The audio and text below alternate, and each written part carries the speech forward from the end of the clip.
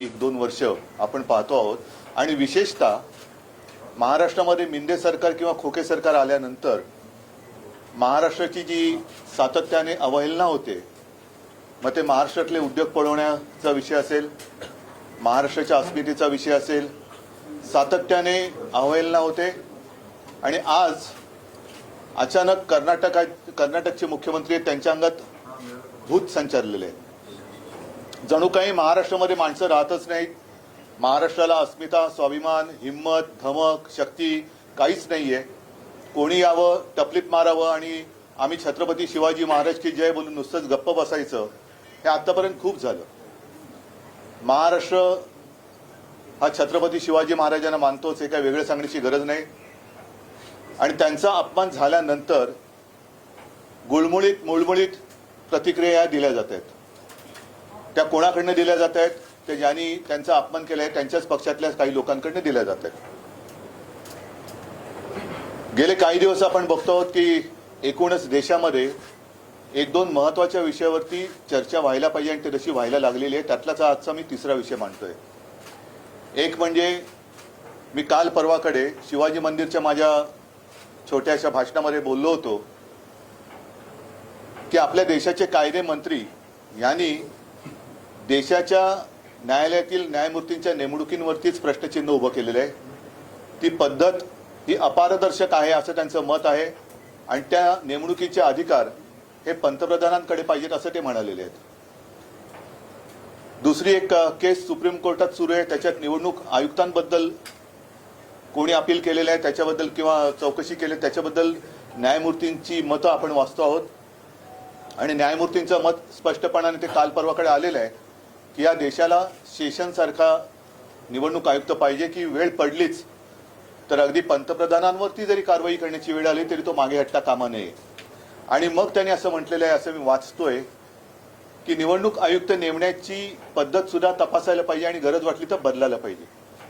मग माझं मत आणखीन थोडं पुढचं जे तिसरा मुद्दा जो म्हणालो तो हाच आहे की आजपर्यंत आपल्या देशाला आता 75वा हा स्वातंत्र्य दिन आपण पाहिला. 75 वर्ष आपल्या स्वातंत्र्याला झाली.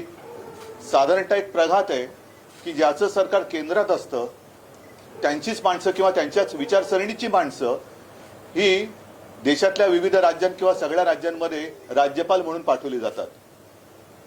या माणसांची कुवत काय असते, या माणसांची पात्रता काय असते? जरासा एक शब्द वापरतो, कोणी गैरसमज करू नये, म्हणजे खास करून ज्येष्ठ नागरिकांबद्दल मी बोलतोय की वृद्धाश्रमातही जागा नाही अशांना राज्यपाल म्हणून नेमलं जातं का, हा सुद्धा एक आता प्रश्न केंद्र सरकारला विचारायला पाहिजे. आणि राज्यपाल नियुक्तीचे सुद्धा निकष हे ठरवायला पाहिजेत असं माझं स्पष्ट आणि ठाम मत आहे. राज्यपाल हे आपल्या महामहिम राष्ट्रपतींचे दूत असतात. राष्ट्रपती हे निपक्ष असायला पाहिजेत, ते असतात. आणि त्याचप्रमाणे राज्यपाल सुद्धा हे निपक्ष असायला पाहिजेत. राज्यामध्ये जर काही पेच प्रसंग उभा राहिला तर त्याची सोडवणूक राष्ट्रपती किंवा केंद्र सरकारच्या मध्यस्थीने करण्याची जबाबदारी त्यांच्याकडे असली पाहिजे असा आपला हा एक समज आहे. मात्र ज्यांचं सरकार केंद्रात असतं त्यांच्याच विचारसरणीची माणसं ही राज्यात राज्यपाल म्हणून पाठवल्यानंतर राज्यपाल जे काही बोलतात ते मला असं वाटतं गांभीर्याने घेण्याची गरज आहे. कारण आपले राज्यपाल तुम्हाला माहिती आहेत, आता त्यांना मी राज्यपाल म्हणणं हे सोडून दिले, कारण राज्यपाल पदाचा मी नेहमी बहुमान करत आलो, तो यापुढेही करीन.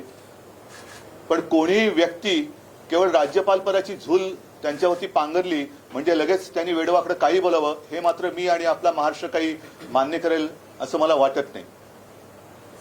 आपल्याला सर्वांना आठवत आहे की काही दिवसांपूर्वी आपण इथेच भेटलो होतो. तेव्हा या कोश्यारींनी मुंबई ठाण्यातल्या परिसरातील मराठी माणसाचा अपमान केला होता. आणि तेव्हा मी म्हटलं होतं की यांना आता कोल्हापुरी जोडा दाखवण्याची वेळ आलेली आहे.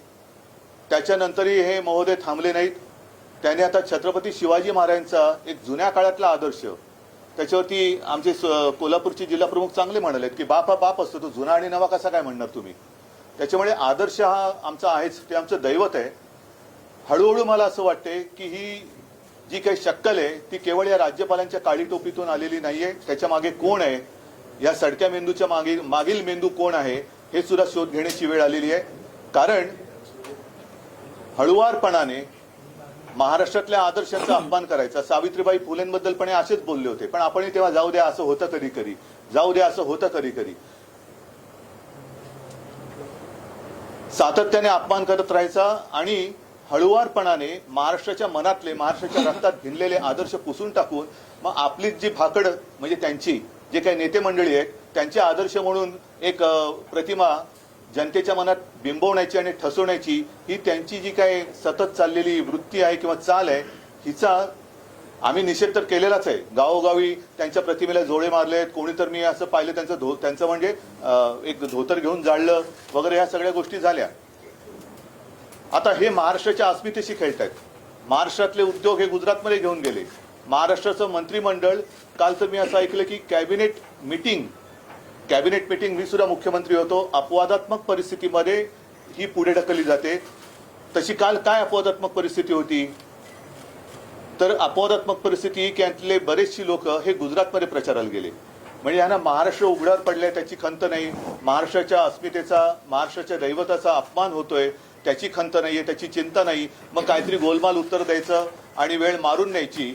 त्यात आणखीन भर म्हणजे ज्या विचारसरणीची मी व्यक्ती म्हणालो त्याच विचारसरणीचे म्हणजे भाजपाचे प्रवक्ते, ते कोण त्रिवेदी का काय, सुधांशू, म्हणजे एकदम असं खोकल्यासारखं वाटतं सुधांशू, तर ते त्यांना एक उबळ आली आणि ते पण काहीतरी बोललेले आहेत.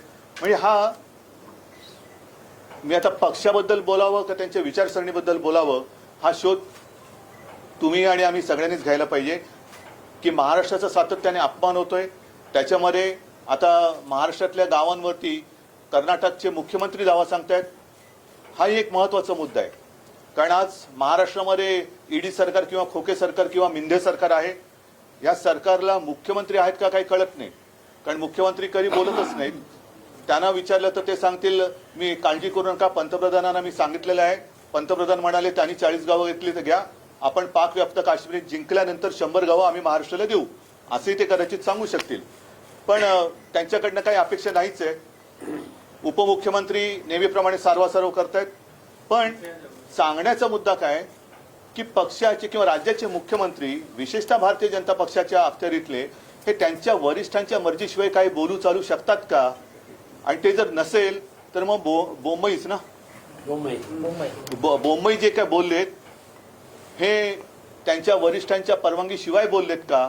म्हणजेच भारतीय जनता पक्षाचा महाराष्ट्राच्या अस्मितेवरती घाला घालण्याचा हा प्रयत्न, महाराष्ट्राचे तुकडे पाडण्याचा प्रयत्न, महाराष्ट्राचे उद्योगधंदे इतरत्र पळून महाराष्ट्र बेकार कंगाल करण्याचा प्रयत्न हा त्यांचा पक्षाचा राष्ट्रीय कार्यक्रम आहे का? याचं उत्तर त्यांनी दिलं पाहिजे. आणि मला असं वाटतं बरेच जण, आज पवारसाहेब पण बोललेत, स्वतः उदयनराजे बोललेत, संभाजीराजे पण बोलतायत, आणखीन सगळेच बोलतायत. आता वेळ आलेली आहे की जर ह्या राज्यपालांना हटवलं गेलं नाही तर या महाराष्ट्रद्रोह्यांचा विरोध तमाम महाराष्ट्र प्रेमींनी एकत्र येऊन केला पाहिजे. आणि या 2-4 दिवसामध्ये आपण वाट बघूया. मी तमाम महाराष्ट्र प्रेमींना आवाहन म्हणजे विनंती करतो आहे की हे असंच चालत राहिलं तर आपल्या डोळ्यात देखत आपल्या या शूरवीर म्हटल्या जाणाऱ्या राज्याची ही अब्रू किंवा अब्रूची लखतरं ही वेशीवरती ही टांगतायत आणि ती आपल्याला नुसतं बघत बसावी लागतील. म्हणून आपण आत्ताच वेळ आहे सगळ्यांनी एकत्र येऊन एक खणखणीत आणि दणदणीत इंगा या महाराष्ट्रद्रोह्यांना हा दाखवलाच पाहिजे. मग त्याला महाराष्ट्र बंद करायचं आहे, मोर्चा काढायचा आहे, काय करायचं आहे ते या सगळे जे महाराष्ट्र प्रेमी आहेत, मग मी पक्ष वगैरे बाजूला ठेवून सगळ्यांना आवाहन करतोय. अगदी भारतीय जनता पक्षातले महाराष्ट्र प्रेमी लोक जरी सोबत आले तरी त्यांना सुद्धा मी आमंत्रण देतोय की तुम्ही या. कारण पक्षीय राजकारणात जर आपली अस्मिता आणि राज्य चिरडलं जाणार असेल तर मग आपण मात्र छत्रपतींचं नाव घ्यायला नालायक आहोत. म्हणून या 2-4 दिवसामध्ये या सगळ्यांना मी बोलवतोय, सगळ्यांनी एकत्र यावं.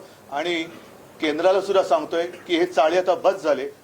आपण इकडे जे सॅम्पल पाठवलेले आहे त्या सॅम्पलला परत त्याच्या घरी पाठवा. दुसरीकडे कुठे अधिक चांगला वृद्धाश्रम असेल तर तिकडे पाठवा, पण आमच्याकडे सॅम्पल नको, याला परत घेऊन जा. नाहीतर आम्हाला काही ना काहीतरी म्हणतोय ह्याचा अर्थ जेव्हा काही करू तेव्हा लक्षात येईल, पण आंदोलन केल्याशिवाय आम्हाला स्वस्थ बसता येणार नाही. म्हणून परत एकदा या गोष्टीचा नुसता निषेध असो किंवा हे स्लिप ऑफ टंग असं नाहीये. ही स्लिप ऑफ टंग एकदाच होऊ शकते, सारखी होऊ शकत नाही. आणि मी जी तुम्हाला आता काही 2-3 गोष्टी सांगितल्या त्याचा जर का विचार केला तर मला असं वाटतं की हीच वेळ आहे, आत्ताच वेळ आहे. कारण आत्ता ही वेळ जर का गेली तर आपला महाराष्ट्र यांनीच जाहिरात केली होती ना, कुठे नेऊन ठेवलाय महाराष्ट्र माझा. तर हे महाराष्ट्र आपला कुठे नेऊन ठेवतील याचा आपल्याला अंदाज सुद्धा लागणार नाही. म्हणून परत एकदा सगळ्यांना, जे महाराष्ट्र प्रेमी आणि या महाराष्ट्र द्रोह्यांचे जे विरोधक आहेत, कारण महाराष्ट्रातील विरोधी पक्ष असं मी मानत नाही, महाराष्ट्र विरोध्यांचा विरोधी जो कोणी आहे, महाराष्ट्र प्रेमी जे आहेत, त्यांना सगळ्यांना एकत्र येण्याचं मी एक आवाहन करतोय आणि त्याची वाट बघतोय. नाही तर शिवसेनेला जे पाहिजे ते करणारच आहे. जर सगळे पक्ष एकत्र येऊन, माझं मत आहे की काहीतरी एक मोठं महाराष्ट्रात राज्यव्यापी असं काहीतरी आपल्याला केलं पाहिजे. म्हणजे दंगा फसाद नव्हे, तर एक शांततापूर्ण महाराष्ट्र बंद असेल किंवा आणखीन काही असेल की जेणेकरून केंद्र सरकारला पण कळलं पाहिजे की महाराष्ट्र हा लेच्यापेचांचा प्रदेश नाहीये. सगळ्यांना एकत्रित करण्यासाठी तुम्ही पुढाकार घेणार आहात त्या संदर्भात? मी आता तुम्हाला त्याचसाठी बोलवलेलं आहे की तुमच्या माध्यमातून जे जे प्रेमी आहेत, आणि त्याच्यात मी तुमचा प्रश्न माझ्या लक्षात आला म्हणून मी म्हणले की भाजपमध्ये सुद्धा महाराष्ट्रप्रेमी, असं काही नाहीये की भाजपमध्ये महाराष्ट्रप्रेमी नाहीयेत. भाजपमध्ये सुद्धा काही महाराष्ट्रप्रेमी जरूर आहेत. उल्लेख केला की वारंवार ही वक्तव्य करतात, तर या वारंवार वक्तव्यांचा आपण काही कायदेशीररित्या कारवाई केली पाहिजे असं हे बघा, आता कायदेशीर कारवाईबद्दल मी बोललो ना की जिथे न्यायमूर्तींच्या नेमणुकीबद्दल देशाचे कायदा मंत्री शंका उपस्थित करतायत, हा एक मोठा गंभीर विषय आहे, फारच गंभीर आहे आणि त्याची दखल न्यायालयाने घ्यायलाच पाहिजे. ती मला वाटते ते घेत आहेत. कारण केंद्राचे आपले केंद्रीय कायदा मंत्री जर असं म्हणत असतील तर मग आपण न्याय मागायचा कोणाकडे? कारण ती जी एक तो न्यायवृंद, त्याला एक शब्द आहे, किंवा कोलोजियम, हीच पद्धत त्यांना रद्द करून जर न्यायमूर्तींच्या नेमणुका सुद्धा त्यांना करण्याचे अधिकार, जसं निवडणूक आयुक्तांबद्दल जे काय आता न्यायालयाने प्रश्न उपस्थित केले, तसंच मुख्य न्यायाधीश असो, इतर न्यायाधीश असो, यांची सुद्धा नेमणुकीचे अधिकार केवळ पंतप्रधानांकडे द्यायचे असतील तर मग त्याच्यापेक्षा न्यायालय बंद केलेली बरी. आणि म्हणूनच मला वाटतं की न्यायालय सुद्धा जागरूक आहे. न्यायदेवता आपण आंधळी म्हणतो, पण ती काय बहिरी नसते. हे सगळे शब्द ती ऐकते आणि याच्याबद्दल सुद्धा न्यायदेवता काय इलाज करायचं ती करेल. राहुल साहेबांची सिक्युरिटी काढून घेतली, त्यांच्या घराची रेकी केली जाते, पण आता हा नवीन पायंडा पडलाय का महाराष्ट्रात की सत्ता असली की विरोधकांच्या सिक्युरिटी काढून घेणं? मला असं वाटतं जेव्हा आमची सत्ता होती आणि ती जेव्हा परत येईल त्यावेळेला आम्ही पूर्णपणे ही व्यवस्था जी आहे, सुरक्षा व्यवस्था, ही पोलिसांच्या गुप्तचर यंत्रणेवरती सोपवली होती की ज्यांना सुरक्षेची आवश्यकता आहे त्यांना सुरक्षा जेवढी आवश्यक आहे तेवढी दिली गेलीच पाहिजे. अनावश्यक सुरक्षा हा भाग वेगळा आहे, पण संजय राऊत बद्दल मला नाही वाटत कोणी असं म्हणेल की याला अनावश्यक सुरक्षा होती. पण जिथे संजय राऊतांच्या वाईटावरतीच टपलेली लोक आहेत तिकडे सुरक्षा काढल्यानंतर जर काही घडणार नाही, पण घडलं तर ती जबाबदारी त्यांची राहील.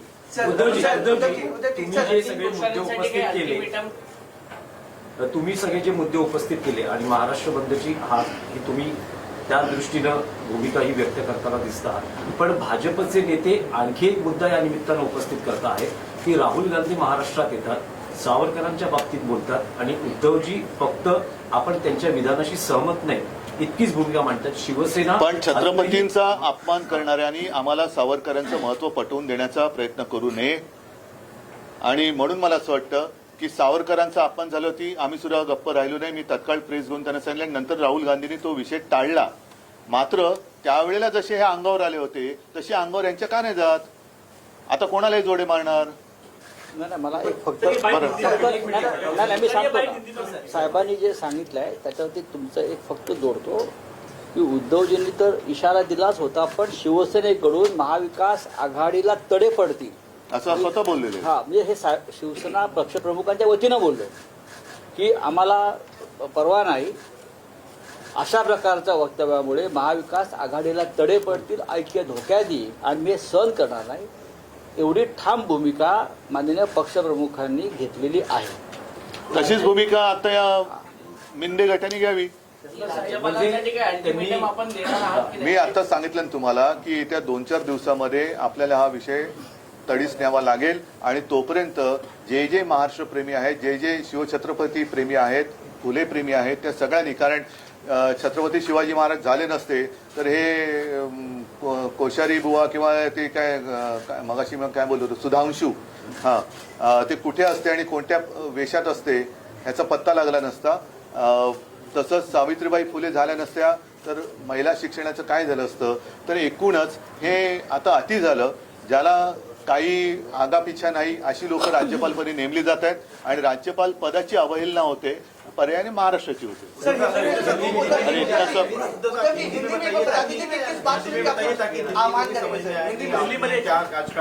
शिवाजी महाराज को लेकर और नहीं, मैंने जैसे अभी अभी कहा कि पिछले कुछ दिनों में हम लगातार ये देख रहे हैं कि महाराष्ट्र का अपमान होते जा रहा है. एक तो जब से ये मिंदे सरकार महाराष्ट्र में आई है उसके बाद लगातार सिलसिला जारी है कि महाराष्ट्र से एक एक करके उद्योग बाहर जा रहे हैं. उद्योग बाहर जा रहे हैं, इसमें कमी पड़ रही है. इसलिए हमारे जो राज्यपाल महोदय, मैं उनको राज्यपाल महोदय नहीं कहूँगा आपसे, क्योंकि राज्यपाल पद का आदर करना चाहिए और जिसका आदर मैं करता हूँ, लेकिन इस व्यक्ति कोश्यारी बार बार महाराष्ट्र के खिलाफ या महाराष्ट्र का अपमान करते जा रही है. कुछ दिनों पहले उन्होंने हमारे सावित्रीबाई फुले के बारे में कुछ गलत कहा, उसके पहले मुंबई ठाणे में रहने वाले मराठी लोगों का अपमान किया, और अब तो हद हो गई. हमारे जो दैवत है छत्रपति शिवाजी महाराज, उनको उन्होंने पुराने आदर्श कर कर उनका उल्लेख किया. ये पुराना आदर्श क्या होता है, और इसलिए हमारे जो जिला प्रमुख है, मुझे लगता है कोल्हापुर के जिला प्रमुख, उन्होंने एक अच्छा मिसाल दिया. उन्होंने कहा बाप तो बाप होता है, नया बाप पुराना बाप ये क्या चीज होती है. तो ऐसे जो लोग होते हैं इनको तुरंत यहाँ से हटाना चाहिए. और मैंने जैसे कहा कि अब एक दो विषय पर विवाद या चर्चा हो रही है.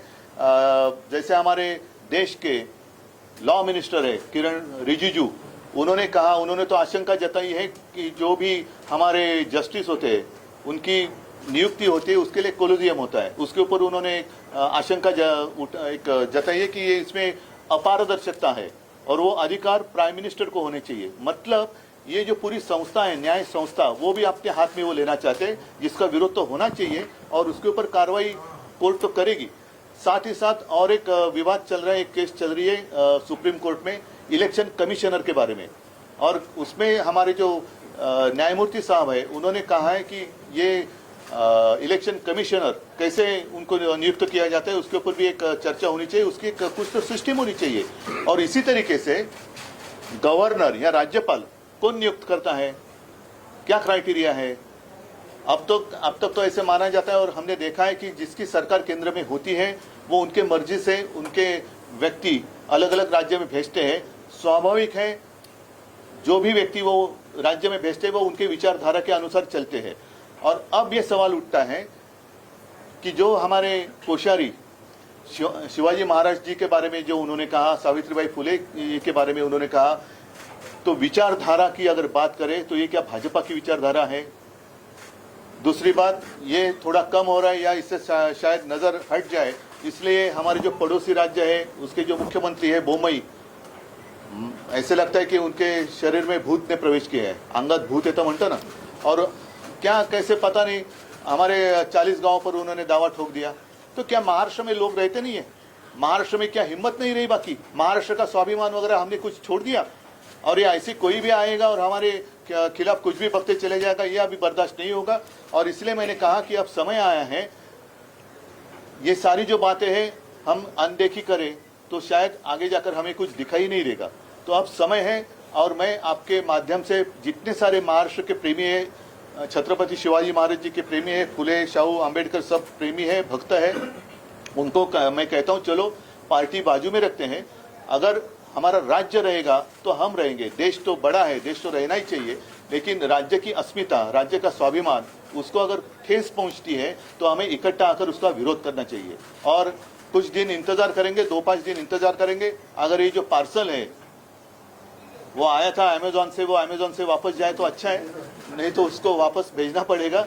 और नई कोई काबिल व्यक्ति महाराष्ट्र में इस स्थान पर आनी चाहिए, अन्यथा हमें कुछ ना कुछ करना पड़ेगा. जैसे महाराष्ट्र बंद की बात हो या विराट मोर्चा की बात हो, या देखा जाएगा, सबको साथ में लेकर हम तय करेंगे.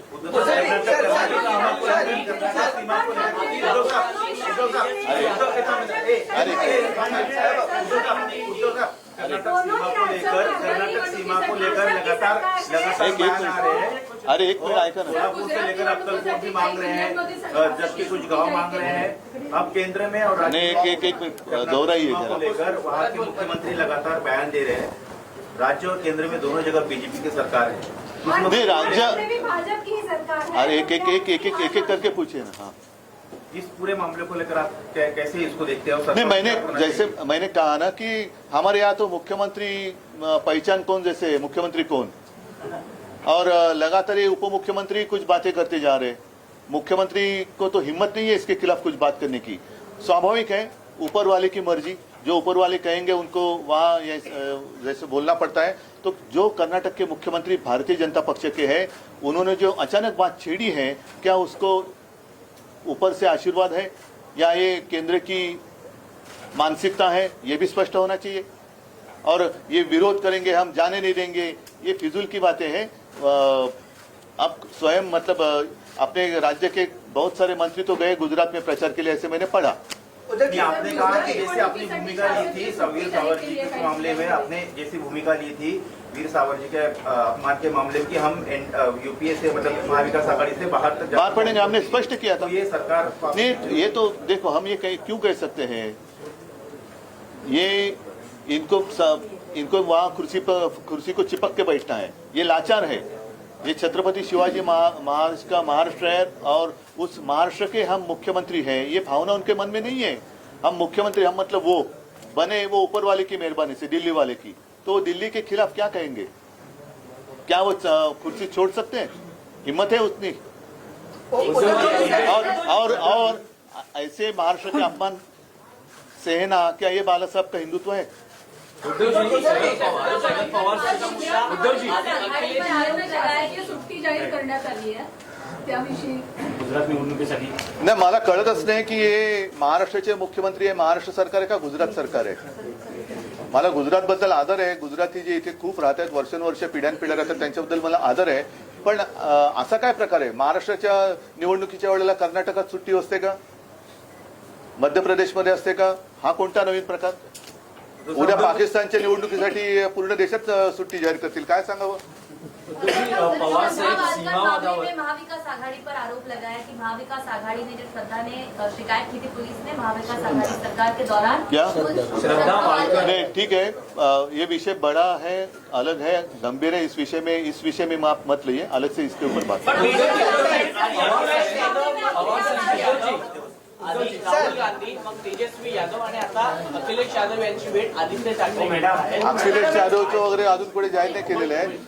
पण मला असं वाटतं की आजची ही प्रेस कॉन्फरन्स मी बोलले तेवढ्या पुरती सीमित ठेवूया. त्याच्यानंतर सुद्धा जे विषय असतील